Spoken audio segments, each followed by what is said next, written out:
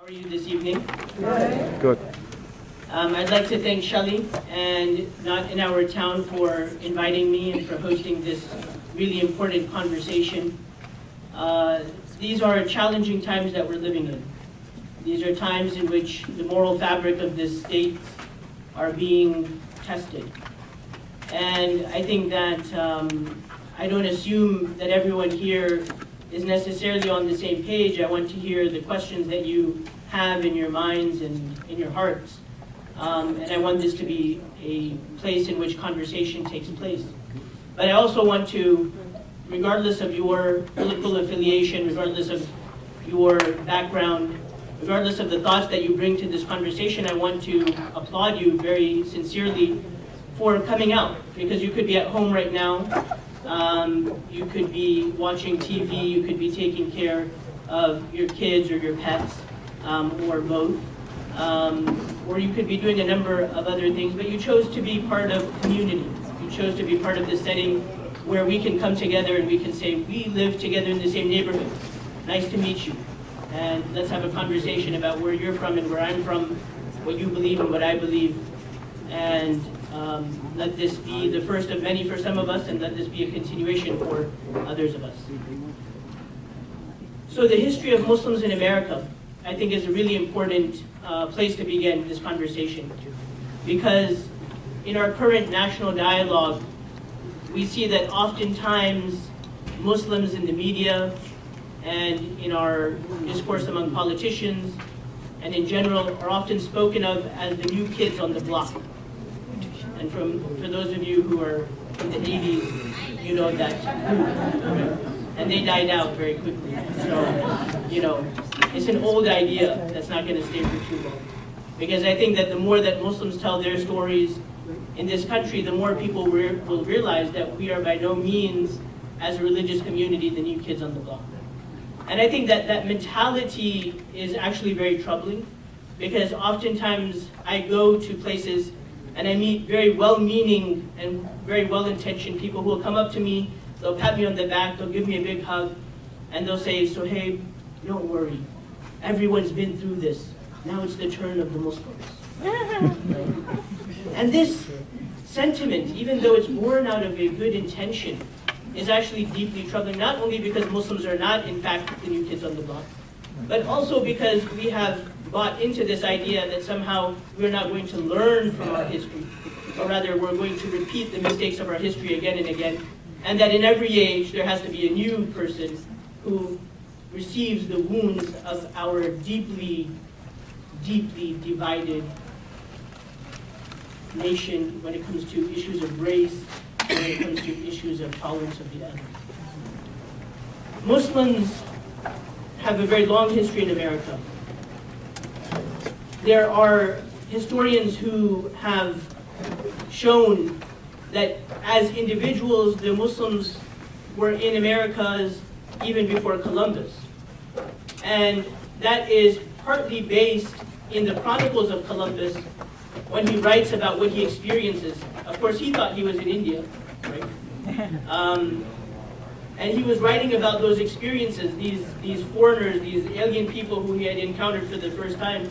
And some of the things that he mentioned about them were uniquely Muslim, including the chant for prayer, the call to prayer, is something that he mentions in his chronicles.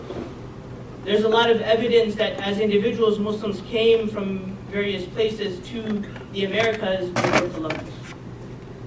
But what is undoubtedly true among all historians by consensus and by which there is no difference whatsoever is that during the period of enslavement, at least 10 to 15% of those who were enslaved were from West Africa, and most of them were Muslim, and that they were brought in chains and on ships to the United States of America. And that they were spread throughout this nation to work on fields and plantations and to serve their so-called owners and slave masters.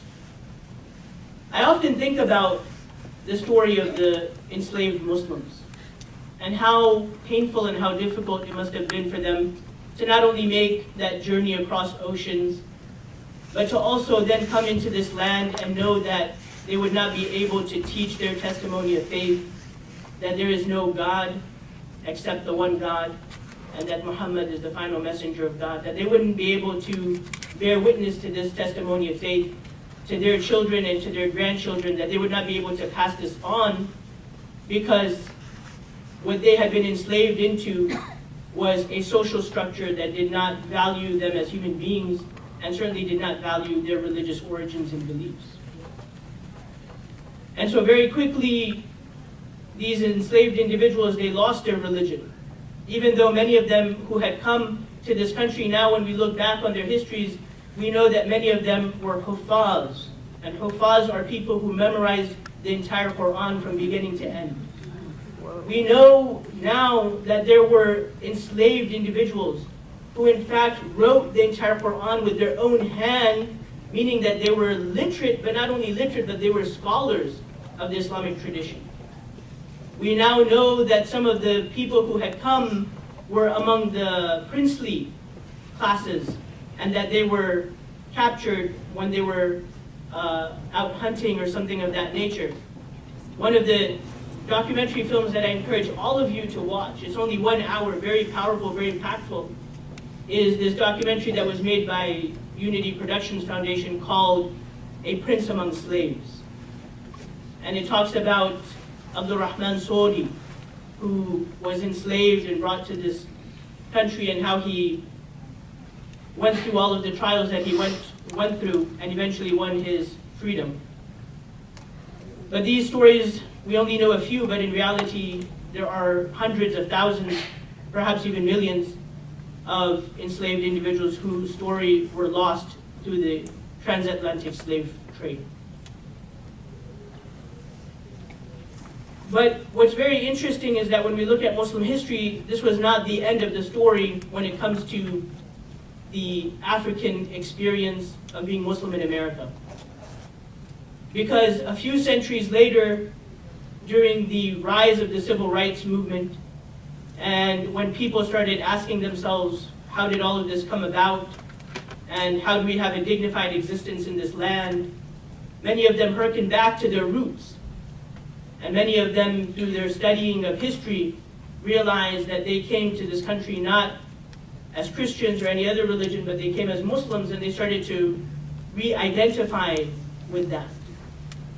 There was a very powerful movement that began that was known as the Nation of Islam, and I think oftentimes in our national consciousness we think of the Nation of Islam as a black supremacist movement, akin to white supremacy, and oftentimes people will speak about it in that way. But if you think about it in the context of American history, the Nation of Islam did something very powerful for individuals. And I'm not talking about theology, because my theology and their theology will differ, but I'm talking about the social impact that they had, was that for the first time in this nation, people were saying that you are not only equal to a white man, but that, you know, God was black, and that there's something special about being black. And for centuries, when you are being degraded and being told that you are nothing, sometimes you need almost the other end of the spectrum before you can find the middle ground and find that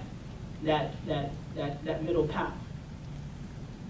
But out of this movement, you see thousands of people who now identify as African American coming to the religion of Islam, although a version of it through the Nation of Islam.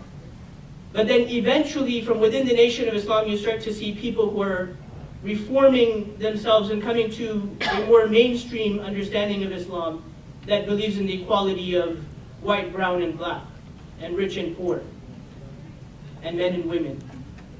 And in this orthodoxy, you have people like Malcolm X, the great civil rights hero. Oftentimes when we hear his story, we think only to the times when he spoke for the Nation of Islam as a necessarily radical voice. We often forget the end of his life, in which he came back from the pilgrimage from Mecca, and he spoke in these ways that really astonished his own followers, that he said that I ate and drank from the same bowl and from the same cup as a white-skinned, blue-eyed, blonde-haired individual. And in that moment I realized that this religion is not about one supremacy over the other. And you have, along with him, Imam W.D. Muhammad, who is one of the sons of Elijah Muhammad, who also comes to this mainstream understanding of Islam. You have probably one of the most famous Americans, not Muslim Americans, but one of the most famous Americans who we lost this past summer, the great Muhammad Ali, who also came through the Nation of Islam and then came to this mainstream understanding of Islam. When we look at the Muslim community right now in America, about 30% are African American or more. Very significant portion. So again, this idea that Muslims are the new kids on the block. 30% of our community has its roots back to 400 years plus. And then you also have, as a second wave of Muslims coming to America, you have a wave of them coming in the early 1800s, and they are coming out of an economically desperate situation, like many people came to this land, looking for work in America. A lot of them were Iraqi, Syrian, Jordanian. They were from that part of the Middle East. And what's really interesting about them is that they came looking for work. And what's really interesting is that you'll meet a lot of times people in this country who have an Arabic-sounding last name. They look totally, Caucasian. They've totally integrated and assimilated into the Caucasian culture. But then if you look at their last name, it's Abdullahi or something of that nature. And it is their roots back to this group of people who came. When they came, it was very difficult for them to maintain their religion for most of them because there were no Muslim organizations or institutions, there were no mosques that would maintain their faith. A lot of them either became secular or they also converted to Christianity or other religions. But you see this continuing today in their last names.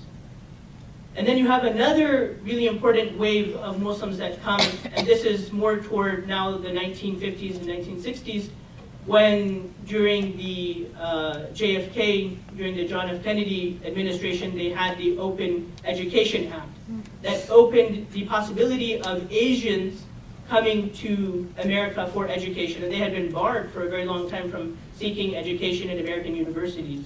And that has its own long and very problematic racist history. But then you see the coming of not only Arabs, but also South Asians in very large numbers. And South Asians had come in smaller numbers even before, and they were in fact very influential in the revival of the African American Islamic movement, and that's a whole other story, which we may not have time to go over.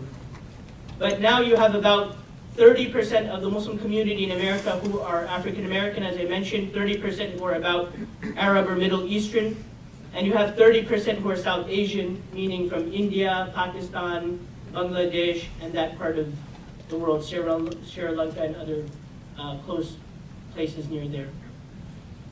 And what's very interesting about this last group of people who came, they came from the educated class, because if you're getting into an American university or college, even if you don't have a lot of money, you are coming to a very prestigious place, which is a university. When you're at a university, there's a lot of social mobilization that can take place. So almost for the first time in the history of Muslims in America, you have now Muslims who are financially able to support the type of institution building that is required for sustained Muslim life in America, right? And so you see very quickly over the 70s and 80s and 90s the rise of mosques, the rise of Islamic schools, and so on and so forth. The African American community also had a very fabulous and continued to have a very fabulous educational system that emerged out of their community. And you see that now parallel rising in the newly immigrated Muslim community as well. The last wave that I'll talk about is the wave of people coming to this country as refugees. And that's very heavy on people's hearts and minds. But we have many refugees in the 90s and in the 2000s who come from places like Bosnia to flee from the horrific genocidal war there. You have many people coming from Somalia to flee from the famine and the civil war over there, and other similar places like Kosovo and other places. And so now we have about 5% or so of the Muslim American community who have come more recently since the 90s as refugees in this country. These individuals have worked hard. They have pulled themselves up from the bootstraps, as they say, to make a life for themselves in America. And I think it's especially painful for them to hear when we speak about refugees the way that we do. When we talk about them as being aggressive individuals who want to bring harm to this country. I think that's a very, very sad narrative that's developed around refugees, because the refugee community has actually brought a lot of benefit wherever they have gone in our communities. But at the same time, of course, there are Muslims who are poor and Muslims who are needy and people who are on difficult times, and they are just as much worthy of dignity and opportunity and our hospitality and our kindness as anyone else. And the last 5% of the Muslim community is a community of people who are converting to Islam. And despite the fact that Islamophobia is high in this country, anti-Muslim sentiment is high in this country, conversion to Islam continues to be a trend, such that through birth rates and through conversion, it is estimated that within the next decade or so, the Muslim community will be the second largest religion in America after Christianity. But we're only still talking about 2%, right? And so you see how diverse religious communities in America are, and even though we might be the second biggest after Christianity, it's still a very, very small percentage point. The conversion that's happening is through Latinos, often converting from Catholicism to Islam, because there's a lot that Catholicism and Islam have in common, especially reverence, of course, for Jesus, which is across the board for Christians, but also that reverence for Mary. The story of Mary is told more often in the Quran than it is told in the Bible. And for a lot of people who are moving away from a Trinitarian theology, they find comfort in Islam because they have still those reverential figures without the Trinitarian theology. And then you have also Caucasians who are converting to Islam and other people. And then we mentioned, of course, the African American Muslim community, which continues to have the highest conversion rates in America. So that's a little bit of the landscape, and I want to stop here because there's so much time for conversation, and I want you to hear from this fabulous panel. What I really like about this panel, thank you all so much for coming, is that this is a really diverse panel, and it's a panel that finds its roots in America through various ways. And so I hope that you enjoy their stories and get to learn from them. Thank you so much for your time and attention.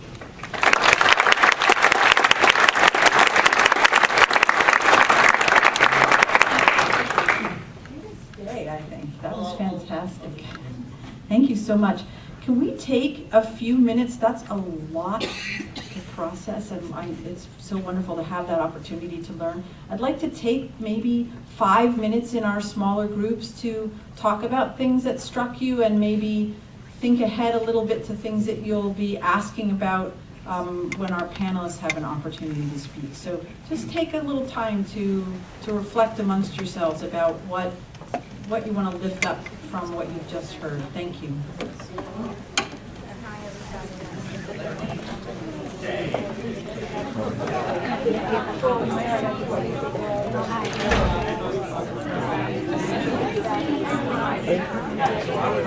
Hi, Mohammed.